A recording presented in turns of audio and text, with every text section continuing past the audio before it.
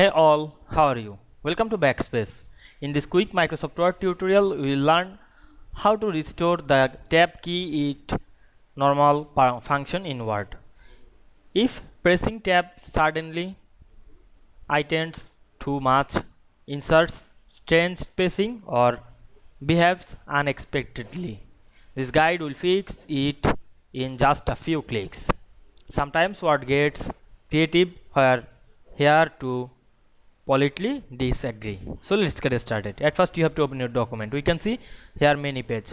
Now I want to get the tab back. At first select some text,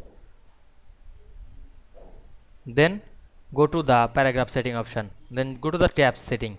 Now you can make the tab stop is 5, 10, 15 or 2, etc. Now I am the tab position, click and click OK, then press tab on our keyboard, click the before of the text and we can see we get back the tab easily. I hope you understand this process. If this video helped you, don't forget to like, comment and subscribe my channel to get more than important video very soon. Thanks for watching.